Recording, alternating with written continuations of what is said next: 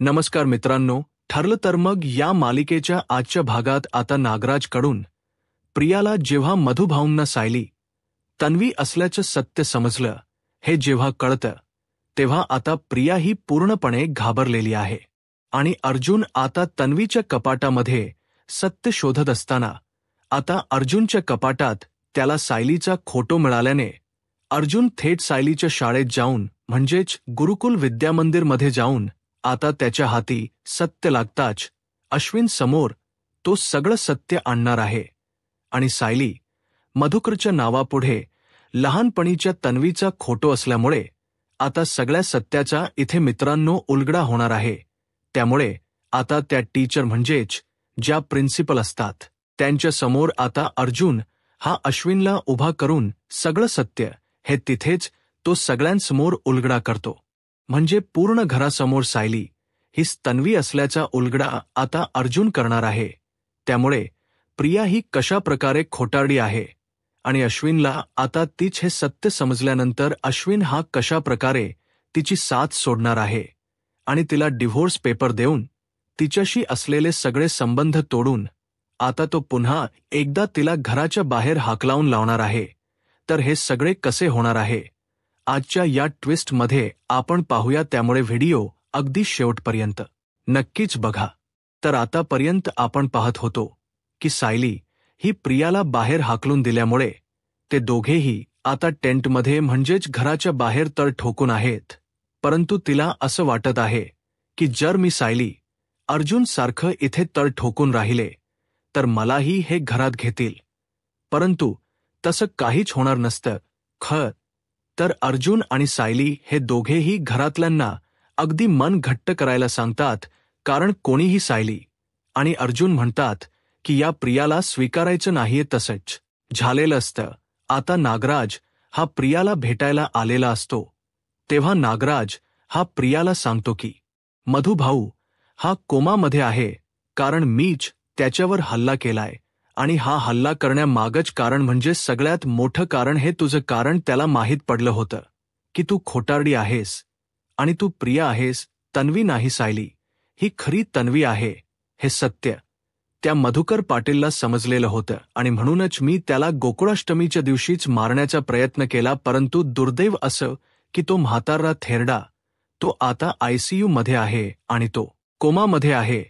तेव्हा आता प्रिया याच्या डोक्याला आणखीनच त्रास झालेला असतो की जर हा म्हातारा कोमामधून बाहेर आला तर मात्र माझी पूर्णपणे वाट लागून जाईल, कारण मधुभाऊंना सत्य माहीत आहे आणि जर ते सत्य सगळ्यांना सांगितलं तर खूप मोठा प्रॉब्लेम होऊ शकतो हे आता त्यांना समजलेलं असतं. परंतु आता इथे अर्जुन लक्षात करतो की नाही काही झालं तरी हे मला सायलीची खरी ओळख पटलीच पाहिजे. म्हणजे सायलीच गाठोडं, प्रियाच गाठोड या दोन गोष्टी मिसमच आहेत. म्हणजेच त्या दोन गाठोडे सापडत नाहीये. याच्या मागे नक्कीच काहीतरी कारण असावं असा विचार आता इथे अर्जुन करतो आणि नंतर त्याच्या लक्षात येतं की त्याच्याकडे एक प्रूफ आहे, ते म्हणजे सायलीच लहानपणीचं शाळेतलं ओळखपत्र. आता जर त्या ओळखपत्राच्या आधारे काही झालं तर असा विचार त्याच्या डोक्यात येऊ लागतो. म्हणूनच तो एक शेवटचा विचार करतो की जर मला प्रियाच्या रूममध्ये एखादं काही पुरावा सापडला तर ज्याप्रमाणे प्रिया या घरातच येऊन राहण्याचा प्रयत्न करते ना, त्याप्रमाणे नक्कीच तिचं काहीतरी कनेक्शन आहे. म्हणून आता अर्जुन विचार करतो की मी आता प्रियाच्या रूममध्ये म्हणजेच अश्विन जोपर्यंत नाहीये इथे तोपर्यंत इथे सगळी रूम ही मला शोधावी लागेल. म्हणून अर्जुनच्या डोक्यात एक कल्पना येते, ते म्हणजे की तो प्रियाच्या रूममध्ये जातो आणि तिथे सगळे असलेले कपडे वगैरे सगळ्या गोष्टी तिथेच अशा बेडवर टाकून देतो आणि मग सत्य शोधण्याचा तो आता प्रयत्न करू लागतो. आणि ते शोधत असताना आता अर्जुन हा सगळं काही बघू लागतो की मला यातून काहीतरी क्लू मिळाला पाहिजे, कारण प्रिया ही किती खोटारडी आहे आणि तिचं गाठोड जर तिने स्वतःच्याच रूममध्ये ठेवलं असेल तर असं म्हणून आता अर्जुन हा त्या तिच्या असलेल्या ड्रेसिंग टेबलच्या खाली जे छोट्स कॉर्नर असतं त्या ठिकाणी तो आता ते गाठोड लपवलेलं असत ते लपवलेलं गाठोड शोधून काढतो आणि मग अर्जुनला त्या गाठोडमध्ये ओळखपत्र मिळत ते म्हणजे आता प्रिया मधुकरच, परंतु तो फोटोही ठीक नसतो, तो फोटोही व्यवस्थित दिसत नसतो. परंतु आता अर्जुन त्या प्रियाच्या ओळखपत्रावरून त्याला हे तरी लक्षात आलेलं असतं, म्हणजे जे साहिलीच खरं ओळखपत्र असतं त्याच्यावरून त्याच्या हे तरी लक्षात आलेलं असतं की त्यांचं शैक्षणिक वर्ष म्हणजेच जे अभ्यासाचं वर्ष होतं ते 2003 2004 असं होतं. आता ती आयडी त्याला एका गोष्टीपर्यंत घेऊन जाते, म्हणजेच त्या वर्षापर्यंत जिथे सायली आणि रिया दोघी जणही त्या शाळेत शिकल्या होत्या.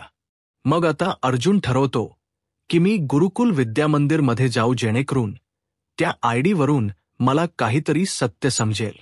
मग आता अर्जुन हा त्या गुरुकुल विद्यामंदिरमध्ये येतो आणि तो बॅच दाखवतो आणि म्हणतो की मला ह्याच्यामध्ये महत्वाची माहिती हवी आहे. तेव्हा मग आता अर्जुन हा ती महत्वाची माहिती बघतो आणि त्या सायली मधुकरच्या नावाच्या शेजारीच लहानपणीच्या तन्वीचा फोटो असतो. आता तो फोटो पाहिल्यावर अर्जुनला जबरदस्त धक्का बसतो आणि त्याला सत्याचा उलगडा झालेला असतो. मग अर्जुन विचार करतो की याचा अर्थ सायली हीच लहानपणीची तन्वी आहे आणि हेच सत्य मधुभाऊंना माहीत होतं. त्यामुळे त्यांना हल्ला झाला असेल का? त्यामुळे त्यांचा जीव धोक्यात आहे का? हे सगळं आता अर्जुनच्या लक्षात येतं. म्हणजे अर्जुनला कळतं की जी आमच्या घरात राहती ती तोत्या तन्वी आहे, ती खोटाडी आहे. खरी सायली, खरी तन्वी तर माझी सायली आहे, हे आता अर्जुनच्या लक्षात आलेलं असतं.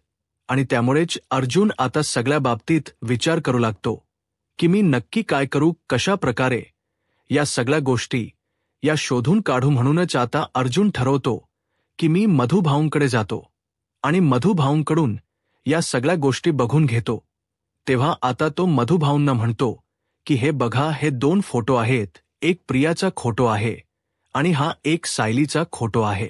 यांच्यापैकी खरी तन्वी कोण आहे ते प्लीज तुम्ही मला मधुभाऊ सांगा, त्याशिवाय मला काही खरं कळणार नाही. मी सत्यापर्यंत पोहोचण्याच्या मार्गावर आहे. सायलीचे आईवडील कोण याचा शोध मी घेतोय, त्यामुळे प्लीज असं म्हणून आता मधुभाऊंना तो ते दोन्हीही फोटो दाखवतो आणि मधुभाऊंना एक पेनही हातात देतो आणि म्हणतो की मधुभाऊ हे बघा, हा पेन आहे, याने तुम्ही टिक करू शकता, म्हणजेच तुम्ही मला दाखवा की नक्की कोण आहे सायली, सायली तन्वी आहे की प्रियास तन्वी आहे.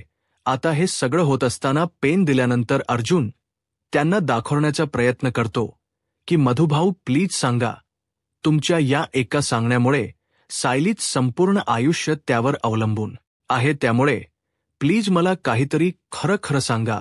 आता अर्जुन सारखा मधुभाऊंना विचारत असतो. त्याच वेळेला आता मधुभाऊ हे पटकन असा हात वर करतात. तेव्हा अर्जुनला खूप आनंद होतो की खायनली मधुभाऊ जरासा तरी हात वर करतायत. त्यावेळेला आता मधुभाऊ कोण सायली आहे, म्हणजे सायली ही तन्वी आहे का खरी तन्वी, कोणच विचारताच आता मधुभाऊ हे पटकन बोट उचलतात आणि ते बोट उचलून सायलीच्या फोटोजवळ येतात की हीच खरी तन्वी. मग आता अर्जुन पुन्हा विचारतो की म्हणजे मधुभाऊ तुम्हाला हेच म्हणायचं आहे का, म्हणजे आपली सायली आहे तीच खरी तन्वी आहे. त्यावेळेला मग लगेच आता मधुभाऊ असं बोलल्यामुळे अर्जुनला लगेच लक्षात येतं. मधुभाऊ फक्त मान डोलावतात की हो, सायली हीच खरी तन्वी आहे. आता हे ऐकल्यानंतर मात्र अर्जुनच्या पायाखालची जमीन सरकते. कारण इतके दिवस आपण जी तन्वी म्हणून प्रियाला वावरवत होतो, खरं तर तीच तन्वी ही माझी बायको म्हणजेच सायली आहे. आणि हे सगळं सत्य अर्जुनला इतक्या लेट कळते, म्हणून खरं तर अर्जुनला खूप दुःख झालेलं असतं. आता अर्जुन ठरवतो की नाही काही झालं तरीही ही जी प्रिया आहे कोटारडी, तिला तोंडावर पाडायचे. ती प्रिया आहे, तन्वी नाही, हे सत्य मला सगळ्या कुटुंबासमोर आणलं पाहिजे. आणि नंतर त्याच्या लक्षात आलेलं असतं की माझा भाऊ अश्विन या सगळ्यामध्ये खसलाय. तन्वी म्हणून तो त्या प्रियाशी लग्न करून बसलाय, परंतु खरं तर ती तन्वी नाहीच आहे, ती एक खोटारडी प्रिया आहे. आता हे सत्य जेव्हा सगळ्यांसमोर येत तेव्हा मात्र अर्जुनला जबरदस्त असा धक्का बसलेला असतो. अर्जुन म्हणतो की नाही, बस झालं, आता मी माझ्या भावाला आणखीनच या सगळ्या संकटात ढकलू शकत नाही. त्याने कितीही चुकीचा विचार केला तरीही मी माझ्या भावाच्या बाबतीत चुकीचा विचार करू शकत नाही. त्याला या प्रिया नावाच्या संकटातून आणि या प्रिया नावाच्या या नागिनीतून मी कायमच बाहेर सोडवणार आहे. जरीही अश्विन हा चुकला आहे तरीही त्याला आता अजूनही वेळ गेलेली नाहीये. मी त्याला लवकरच या सगळ्यातून बाहेर काढणार. म्हणून अश्विन आता त्या शाळेतल्या प्रिन्सिपल मॅडमची पण मदत घेणार असतो, कारण त्या मदतीने तरीही सायलीच सत्य हे बाहेर येईल. हे अर्जुनला आता सगळ्यांसमोर आणायचं असतं. त्याचप्रमाणे अर्जुन सगळ्या गोष्टी शोधतो तर मधुभाऊने जे काही पोलीस स्टेशनमध्ये म्हणजेच FIR नोंदवलेली असते की माझ्याकडे एक मुलगी आहे, तर ती मुलगी ही सायली मधुकर आणि तिचा तो लहानपणीचा फोटो आणि तो फोटो पाहून आता अर्जुनला तिथेही एक मोठा प्रूफ मिळालेला असतं की सायली ही पोलिसांकडे ही ती नोंद होती. सायली तिथेच आश्रमामध्ये आल्याची आणि प्रियाची पण नोंद झाली होती. आता या सगळ्या गोष्टी हा देखील एक मोठा पुरावा ठरणार असतो. म्हणून आता अर्जुन विचार करतो की नाही, सगळ्यांना मला बोलवायच आणि सगळ्यांसमोर याप रियाचा पोलखोल करायची असा विचार त्याने केलेला असतो. म्हणूनच आता अर्जुन हा सगळ्यांना फोन करून बोलावतो. जवळजवळ प्रतिमा, रविराज सगळे जण घरी आलेले असतात तेव्हा अश्विनला कळून चुकत की नक्कीच यामध्येही काहीतरी अर्जुनचा डाव आहे. नक्कीच तो काहीतरी करण्याचा प्रयत्न करतोय. म्हणूनच आता अश्विन हा खूप चिडतो आणि तो म्हणतो की आता काय आहे तुझं अर्जुन, आणखी तू किती एक्सपोज करणार आहेस माझ्या बायकोला, म्हणजे आणखी किती त्रास देणार आहात तुम्ही तिला. तेव्हा आता अर्जुन म्हणतो की हे बघ अश्विन, मी काही तिला त्रास वगैरे देत नाहीये. मला फक्त तुला सत्य सांगायचे आणि ते सत्य सांगणं खूप जरुरी आहे. अश्विन, तुला कळते का, जर माझं तू ऐकलं नाहीस ना तर तुझं आयुष्य बर्बाद होईल. बर्बाद. प्लीज ऐक या भावाचं. अरे मी तुझा सखा मोठा भाऊ आहे. सांग ना, मी तुझ्याशी का वैर धरणार? तुझ्याशी का मी खोट बोलू? या प्रियाची अशी माझी कोणती दुश्मनी आहे? तेव्हा मग ती म्हणते की अश्विन म्हणू लागतो की दुश्मनी? अरे तुझ्या बायकोची दुश्मनी आहे माझ्या बायकोशी, म्हणूनच हे सगळं करते ती. तिला सगळ्या घरावरचे अधिकार हवेत ना म्हणून. तेव्हा अस्मिता पण ओरडते आणि म्हणते की Ashwin please stop this nonsense. अरे तुला कळतं का तू काय वागतोयस? ते टलिस ते दिवस तरी आठवण्याचा तू प्रयत्न कर, ज्या दिवसांमध्ये जेव्हा सायली आणि अर्जुनच कोर्ट मॅरेज झालं होतं, कॉन्ट्रॅक्ट मॅरेज. त्यावेळेला तू हे सगळं कसं वागायचास? म्हणजेच तू त्यावेळेला सायलीची सोबत होता, सायलीची सोबत तू करायचास. आम्ही सगळे त्या विरोधात होतो, परंतु तेव्हा तू तिची सोबत केलीस. पण आता मात्र असं काय झालंय? मला माहिती आहे की ही तुझी बायको आहे ना प्रिया, तिनेच तुझे कान भरलेले आहेत सगळ्यांच्या विरुद्धात आणि म्हणूनच तू सगळ्या घरच्यांशी असं वागायला लागलास. तेव्हा मग आता तन्वी म्हणते की प्लीज अस्मिता, अगं तू तरी असं नको ना बोलूस. माझं ऐकून ना हे खान दुखत आलेत. आता प्लीज असं सगळं नको बोलूस तू असं. प्रिया आता बोलायला लागते. त्यावेळेला मग आता ती ज्या प्रकारे नाटक करत असते ती नाटक आता खरंतर सगळ्यांना ठाऊक झालेली असतात. त्यामुळे आता अश्विन हा म्हणतो की अर्जुन, आता तू मला थेट मुद्द्यावरच ये. मला सांग की तू हे कोणत्या बेसिसवर बोलतोयस आणि काय नक्की तू कशाला इथे बोलावलेस सगळ्यांना? पुन्हा एकदा माझ्या बायकोची, तन्वीची नाचक्की करण्यासाठीच ना, बरोबर ना? असं म्हटल्याबरोबर आता अर्जुन म्हणू लागतो की एक मिनिट, आता तुला सगळं मी पुराव्यासकटच दाखवतो, तेव्हा मात्र तुझा विश्वास बसेल. अश्विन आता त्याला म्हणतो की हा बघ, तुला मी एक पुरावा दाखवतो, त्यावरून तुझ्या लक्षात येईल की तू काय करतोयस आणि काय नाही ते. तेव्हा मग आता अश्विनला तो ते शाळेचे जे कार्ड असतात, आय कार्ड, ते दाखवतो आणि म्हणतो की हे बघ, हे जे आय कार्ड आहेत ना ते सायली आणि प्रिया या दोघांचेही आहेत. मग आता अश्विन म्हणतो की आता हे नवीन काय खेळ काढलेस तू अर्जुन? अरे नक्की, तू काय करतोयस दादा? तुला तरी कळते का? अरे, तू माझा मोठा भाऊ आहेस, पण तू या सगळ्या गोष्टींचा काय अर्थ लावतोयस मला हेच कळत नाहीये. तेव्हा मग आता अर्जुन सगळ्यांसमोर सांगतो, की हो मी सांगतो. तुम्हाला इतके दिवस मी सायलीचे आई बाबा शोधण्याचा प्रयत्न करत होतो. आणि त्या सगळं शोधण्यामधूनच हे सगळं समोर आलंय, की सायली हीच खरी तन्वी आहे. आणि सायलीचे आई बाबा म्हणजे आपली प्रतिमा. आणि रविराज काका हे ऐकल्यावर आता सगळ्यांना धक्का बसतो. सगळे विचार करतात, की हे काय नक्की? तेव्हा अश्विन पण म्हणतो, की हे प्लीज काय बोलतोयस तू? म्हणजे आता माझ्या बायकोच्या अस्तित्वावरच तू प्रश्न उठवलायस. तो आता रडायला लागतो. सगळ्यांना धक्का बसलेला असतो. तर अर्जुन जे काही बोलेल ते कुठल्याही पुराव्याशिवाय नाही बोलणार हे सगळ्यांना माहीत असतं. म्हणून आता सगळेजण अगदी धक्क्यात गेल्यासारखे त्याच्याकडे बघायलाच लागतात. अश्विन म्हणतो, की प्लीज मला समजून घ्या. तेव्हा आता तन्वी म्हणायला लागते, की काय हे सगळं? अरे अर्जुन, म्हणजे एक लेवल असते रे. तू किती लेवलपर्यंत जाऊन मला खोट ठरवण्याचा प्रयत्न करतोयस? तेव्हा आता अर्जुन म्हणतो, की मला वाटलंच होतं. तू कधीही विश्वास ठेवणार नाही आणि तू किती पलटू आहेस ना, ते मला चांगलंच माहितीय. तेव्हा अश्विन म्हणतो, की काय काय पलटू काय बोलतोस तू? तुला तरी कळतं का? अर्जुन आता तो सरळ त्याला एकेरी अर्जुन अशी हाक मारतो. तेव्हा मग अर्जुन म्हणतो, की हो ठीक आहे, मी तुला दाखवतो होतो पुरावा. त्यावेळेला मग तो जे सहाय्यच रजिस्टर असतं ते रजिस्टरच थेट सगळ्यांना दाखवतो.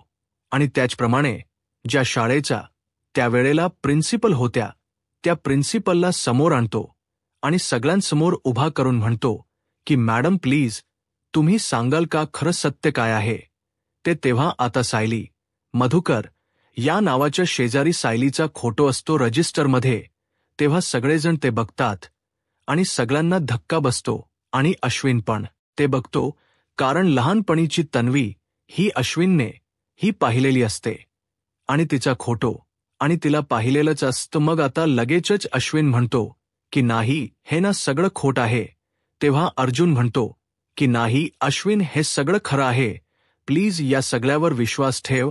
आम्ही कोणीही खोट बोलत नाही आहोत. अरे ही तन्वी नाही, सॉरी प्रिया, ही तुला फसवतीये, कारण ती तन्वी नाहीच. मुळात तन्वी असल्याच ढोंग करतीये ती फक्त. आता सायलीला पण खरं तर या सगळ्यामुळे जबरदस्त धक्का बसलेला असतो, की म्हणजेच तन्वी आहे. इतके दिवस जे काही होत होते, इतके दिवस मला जे काही भास होते ते याच्यामुळेच होत होते का, असं आता ती विचार करायला लागते आणि त्याच टेन्शनमध्ये ती असते. नंतर मग आता त्यावर लगेचच रविराज म्हणतो, की अर्जुन, हे सगळं म्हणतोयस ते खरं आहे का? तेव्हा मग अर्जुन म्हणतो, की हो सिनियर, हे बघ, हे ज्या मॅडम आहे या मॅडमकडूनच तुला कळलंय. आणि शिवाय मी हे सगळे प्रूफ पण ठेवले तुझ्याकडे. आणि ज्यावेळेला हे सगळं खरं तर मी मधुभाऊंकडून पण कन्फर्म केले. जरी मधुभाऊ कोमत असले तरीही त्यांच्या समोर मी दोघींचेही खोटो ठेवले होते. आणि खरी तर मी कोण आहे असं विचारल. यानंतर त्यांनी मला सायलीच्या खोटोकडे बोट दाखवलं. आता प्रिया डोक्याला हात लावून घेती, की म्हणजे झालं, ज्या म्हातारा हा काहीतरी घोळ करणार असं मला वाटलं होतं. आणि नक्कीच मधुभाऊने हा घोळ केला. तर मी हे सगळं एक्सपेक्ट करत नव्हते, परंतु मधुभाऊने हे केलंच. आता काय करायचं असा प्रश्न तिला पडलेला असतो. म्हणून आता इथे साहिल प्रिया म्हणायला लागते, की नाही, मी हे मान्यच करत नाहीये, तुम्ही खोट बोलताय सगळे. तेव्हा आता ती मुद्दाम नाटक करायला पुन्हा सुरुवात करते, की मी हे काहीच केलं नाही वगैरे. परंतु अर्जुनने जे काही पुरावे दाखवलेले असतात त्या पुराव्यांच्या आधारे आता अश्विनचा तर पूर्ण विश्वास बसतो, की प्रिया ही खोटारडी आहे. ती तन्वी असल्याच नाटक करतीये. आता लगेचच ती कान धरून वगैरे अश्विनची माफी मागते आणि म्हणते, की अश्विन प्लीज माझ्यावर विश्वास ठेव. हे जे काही म्हणतायत ना ते सगळं खोट आहे. तेव्हा अश्विन म्हणतो, की तू तन्वी नाहीयेस. मग तू इतकं खोट का बोललीस? तू तन्वी आहेस. जरीही तू प्रिया असतीस तरी मी तुला स्वीकारलं असतं, पण तू इतकं मोठं खोट बोलून या घरात शिरलीस त्यामुळे तू काहीही करू शकतेस.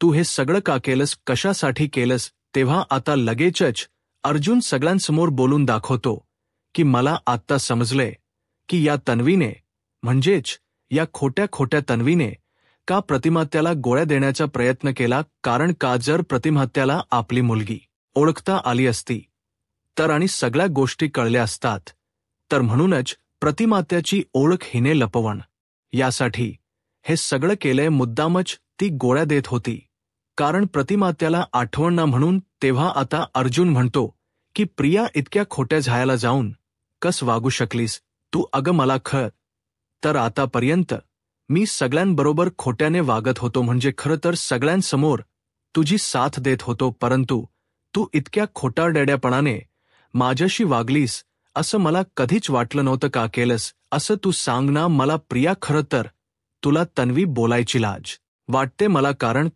तू नवी नाहीच आहेच ना मुळात. मग हे सगळं कशासाठी. तेव्हा ती म्हणते की नाही अश्विन प्लीज असं बोलू नकोस. तेव्हा मग अश्विन म्हणतो की नाही, तुझ्या घाण्यार तोंडातून माझं नाव देखील घ्यायचं नाहीये. प्रिया कळलं, तू खोटारडी आहेस आणि तू स्वतःची गरज लपवून, स्वतःची ओळख लपवून या घरात शिरलीस का. शिरलीस काय कारण होतं तुझं त्याच्या मागे नक्की कशासाठी. तेव्हा मग आता तो स्वतःच विचारतो की तू प्रॉपर्टीसाठी केलंस काय सगळं. अगं तू हे सगळं त्याच्यासाठीच करत होतीस का. मग आता रविराज म्हणतो की हो अश्विन, अरे मला असंच वाटतंय की ही प्रॉपर्टीसाठीच घरात येत होती, कारण हिच्या प्रॉपर्टी भरच डोळा होता. इतके दिवस मला ओळखता आलं नाही, परंतु आता तू आज बरोबर ओळखला आहेस की ही मुलगी ही प्रॉपर्टीसाठी सगळं करतीये. तेव्हा आता अश्विन पुन्हा एकदा डोक्याला हात लावतो आणि म्हणतो की खूप चुकीचं वागलीस तू तन्वी.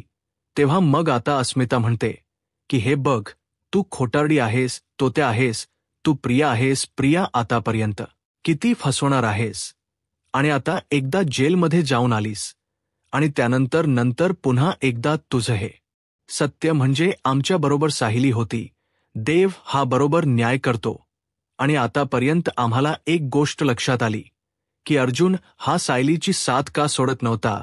इतके सगळी गोष्टी घडल्या, इतकं सगळं घडलं तरीही अर्जुन सायली एकमेकांपासून वेगळे होत नव्हते.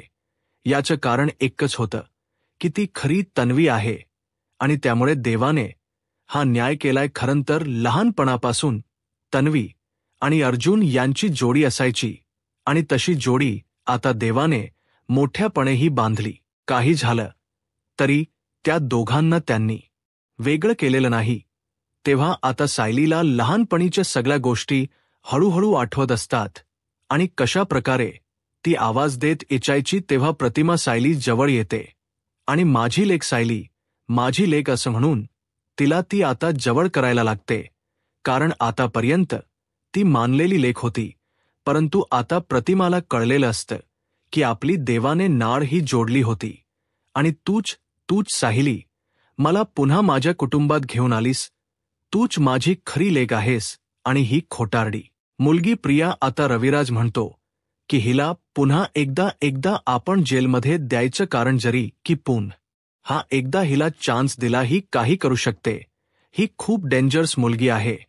या मुलीला जेल शिवाय दुसरा कोणताही पर्याय नाही. कळलं तुला असं म्हणून आता प्रियाला रविराज म्हणतो की तुला जेल शिवाय आता काहीच पर्याय नाही असं म्हणून आता सरळ सगळ्या जणांनी प्रियाला हाकलवून देण्यास ठरवलेलं असतं. तर अश्विन आता स्वतः तिला डिवोर्स पेपरवर सह्या करायला सांगतो. ती अश्विन जवळ रडते की प्लीज तुझं माझ्यावर प्रेम आहे ना, असं नको करूस. प्रिया असो किंवा तन्वी, परंतु काय फरक पडतो, तुझं प्रेम आहे ना माझ्यावर असं म्हटल्यावर आता अश्विन तिला ढकलतो आणि म्हणतो की निघ इथून. तू कोण आहेस, काय आहेस याच्याशी आता मला काही घेण देणे नाही. इथून गपचूप निघायचं आणि ह्या डिव्होर्स पेपर याच्यावर सह्या करायच्या. कायमचं माझ्यासोबतच नातं तोडायचं. मला तुझे तोंडही बघायचे नाही. आणि मग तिच्या कपाळावरच जे कुंकू असतं ते कुंकूही आता अश्विन पुसून टाकतो आणि म्हणतो की तुझ्यासोबतच सगळे नाते मी आता तोडले. तुझ्याशी कुठल्याही प्रकारचं नातं मला ठेवायचं नाही. जर पुन्हा एकदा माझ्यासमोर आलीस तर मी काय करेन मला माहीत नाही. तू निघ इथून आणि जर इथे आलीस तर पुन्हा एकदा तुला पोलीस स्टेशनला जावं लागेल. पुन्हा एकदा तू जेलमध्ये जाशील. तुला एकदा मी सोडवले ते माझ्या प्रेमापोटी, परंतु आता मी तुला सोडवणार नाही. तुझ्यावर केस करणार म्हणजे करणारच. आता बोलल्यावर प्रियाचा चेहरा अगदी बघण्यासारखा झालेला असतो. आता अश्विनची अवस्था पाहून अर्जुन, रविराज सगळे त्याला सावरतात की प्लीज अश्विन सावर स्वतःला, कारण अश्विन पूर्णपणे कोलमडलेला असतो. घरातल्यांची साथ सोडून त्याने त्या परक्या प्रियाची साथ दिलेली असते, त्यामुळे तो पूर्ण कोलमडलेला असतो. आणि घरात आता सगळ्यांसमोर तो सगळ्यांची माफी मागतो की मला माफ करा, मी एका चुकीच्या मुलीचा ऐकून तुमचं असं अपमान केला. त्यामुळे तो सगळ्यांची आता माफी मागतो आणि पुन्हा एकदा प्रियाची तिथून उचलबांगडी होते.